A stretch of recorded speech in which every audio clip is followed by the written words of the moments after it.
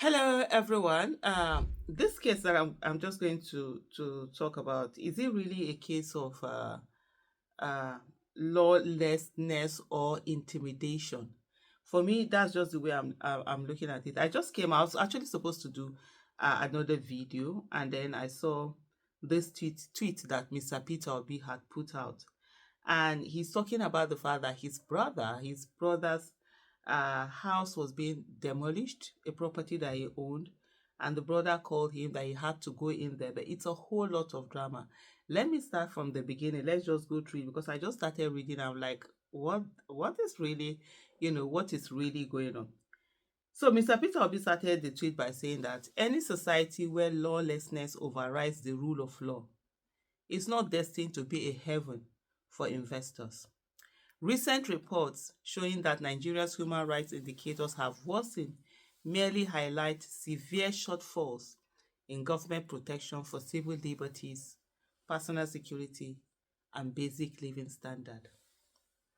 I know what I've been going through as a person in abuse of my human rights just because I contested a presidential election, which I have legitimate rights to do. And so that's one thing that many people don't see. And so when I see people talking about Mr. Peter Obi not having courage, or do you think it always? I'm looking at that. Like, what do you people think is courage? You think it's to be shouting or to ask people to go and do the things that you will not do? That's what people think is courage. There are people who will sit there and say, "Oh, people should do this for me. People are supposed to do this. Be on the street," but they will not be on the street. They need courage in Nigeria to stand against government and speak consistently. It's not an easy thing, and not many people can do it. And he has done it, and a lot of things have been done against him, his family, or whatever. He keeps quiet, he keeps going, and he stays strong. So he says, so I imagine what small business owners, regular citizens, and vulnerable communities face every year. If this level of lawlessness can happen to someone with a registered company and legitimate means, what hope does the ordinary Nigerian have? And Mr. Peter Obi continued by saying, this morning, my youngest brother called me frantically, informing me that a group of people have invaded his company property in Ikeja, Lagos, and were demolishing the building. He had just come in from Port Harcourt and was denied entry to the property by security men who told him the building was being pulled down. And let me even first of all stop there to say the rate at which, especially in Lagos, is so easy for buildings to be pulled down. I just don't even know. Even in Abuja here, it happened a lot, even though I've not heard some of those things, in recent time. This is a country where, first of all, we have a huge shortage of housing, and you know how expensive it is to build.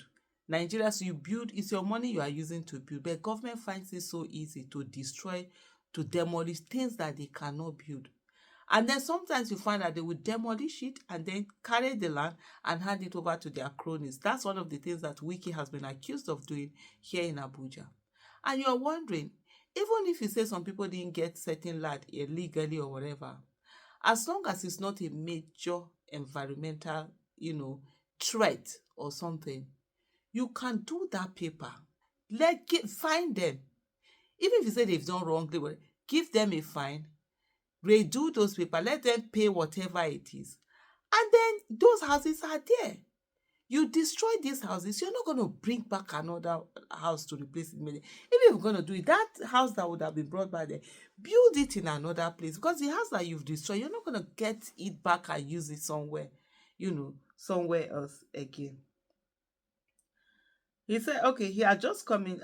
They even informed him that this demolition has started over the weekend.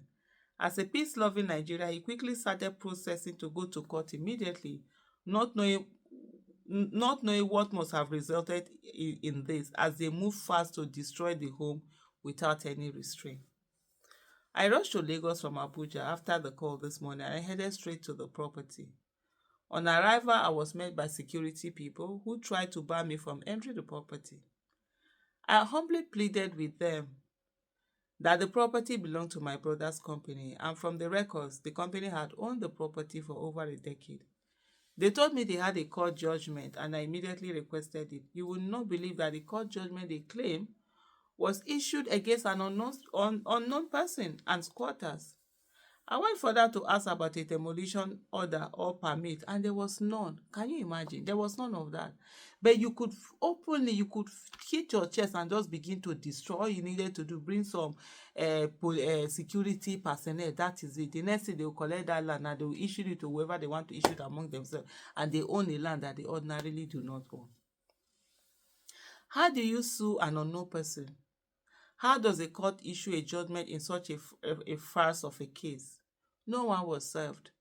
No name was written. Yet, they showed up with excavators and began destroying a structure that has stood for over 15 years. I immediately asked the excavators for the person who had sent them, and they said they didn't know anyone. Can you imagine? They were only informed to come and demolish the house.